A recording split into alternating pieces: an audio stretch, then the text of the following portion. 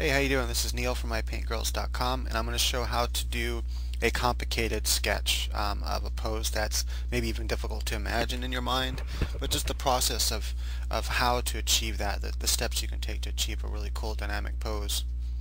And then you can add a character, whatever character you want onto it later.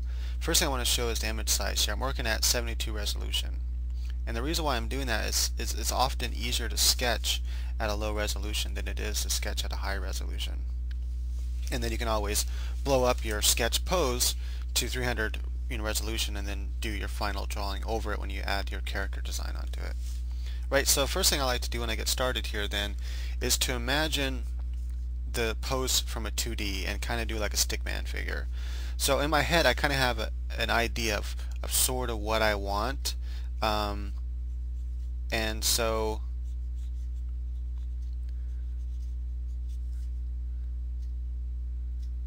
let's see. Like I said, I have a little bit of an idea of what I want.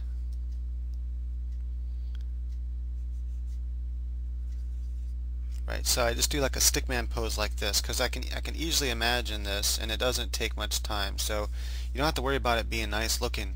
You just want to be able to see the overall, pose shape. So that's all that's important here. And I can imagine this now in my head. I can kind of get an idea of what it looks like. So this is like a front view. It's kind of boring, but I want to start with something so I can start to imagine things in my head as I begin working. And actually I think I'm going to sketch with this one instead. There we go. More my pencil brush instead of my ink brush. Right, so now once I have that, I want to try to imagine, well, what angle do I want to see it at?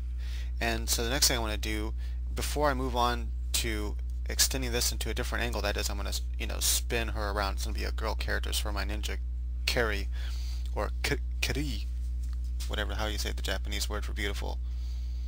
Kirei, there you go. My brain couldn't remember there for a second. Yeah, Kirei is the my ninja chick name. Okay, anyway, for the video game I'm working on, another one. Alien Shooter's almost done. Like, I know I keep saying that, but seriously, it's like so close. Right, so then I want to, like I said, spin her around. So I'm trying to think what might be powerful. What's usually powerful is an arc for the feet, and so this leg here, I'm imagining then. So let's just kind of do this peanut shape for, and then maybe this leg will come all the way out here like that, and just trying to imagine the pose here, and maybe like really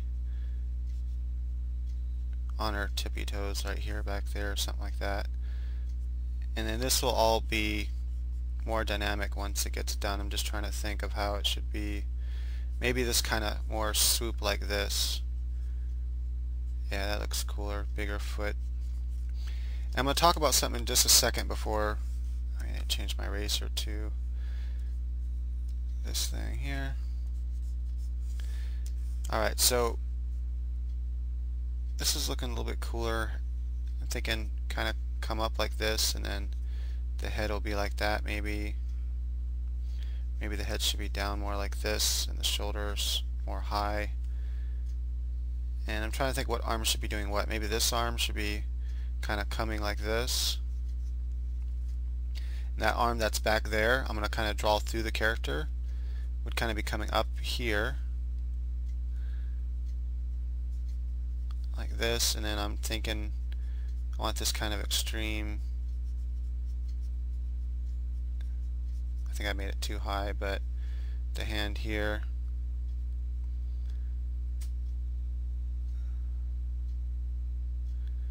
Maybe the hand like that. I don't know how I want this. Hold on.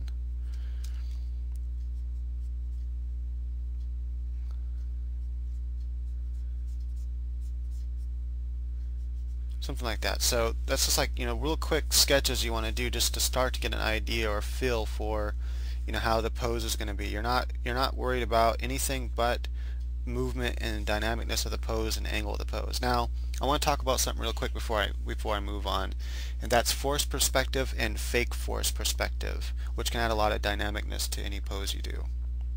Notice though, just the angle, taking this kind of boring angle here and then extending it to something more coming at you, really does change a lot. And this is all wrong right here, but that's fine because it'll be, be easy to fix when I start doing more sketches.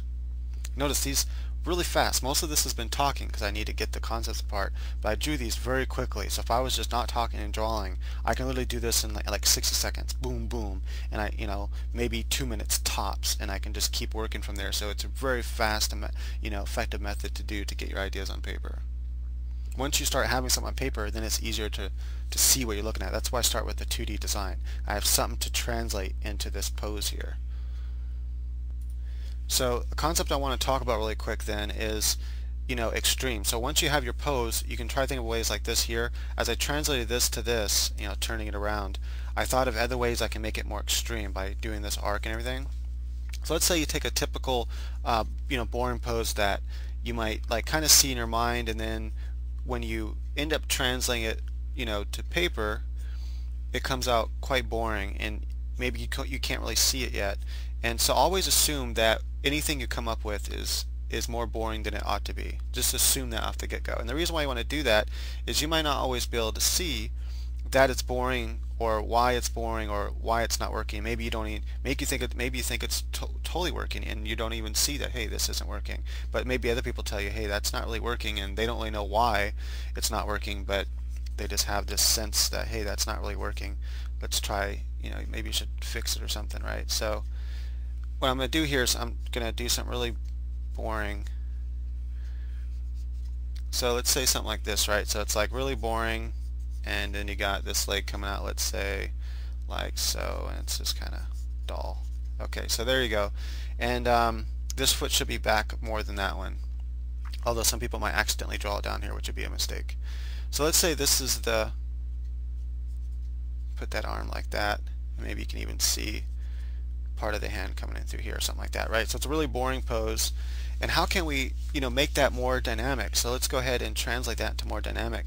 Basically it's just exaggerating the whole form, like exaggerating the gesture lines. So you want to kind of really come out and really exaggerate all these gesture lines, so kind of pull more forward, pull her head more back. This is really exaggerated opposite lines here. And then it's like, just really exaggerate the lines until you come up with something that is really crazy like that, right? So I've exaggerated the lines on top of it just to give an idea. So now when I translate this, then, I might, for example, let's say start with the head somewhere around here, and want to slightly tilt the head this way, let's say, and so, but she still will be looking at us forward, I think. And even just the placement of the face and head can really make a difference. And I'm going to make it a little bit more over here. And one trick that works for me when doing the face like this, just to kind of get the sketch part of it down right, is like that. So when you do your line, you do a circle, then you do your line on one side, and then do the hook around like this. So it's like this and around like that, and that will help you get the idea that the head is more over here. So this eye's over here, this eye's over here, right? Hopefully that makes sense. Man, I was hoping to be able to do this just in one video, but I don't think I'm going to be able to unless I speed it up. Alright, so next thing is I'm going to cover part of her face with a shoulder, and this will, within itself add a dynamicness to it. And now I got to think of how the shoulder is facing. Maybe it's facing more down like this, and to kind of match this really extreme, like view I said. And then let's bend the arm in a way that's just not even natural, and that itself can add thing. Also we'll do the forced perspective too, which will add, you can add dynamicness to the pose. But I'm just first showing the boring pose side view, and then let's do a more interesting side view of that same pose. And then let's imagine her breast will, actually I really want to, well anyway, I'll show you what I can show you another way we can improve it in just a second. I wanted to stick to the side view first like I said. So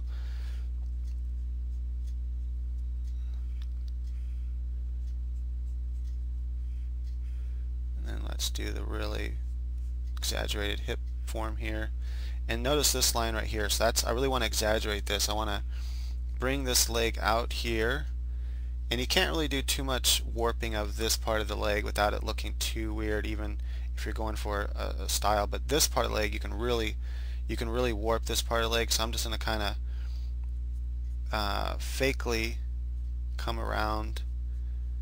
I can really warp that leg right there.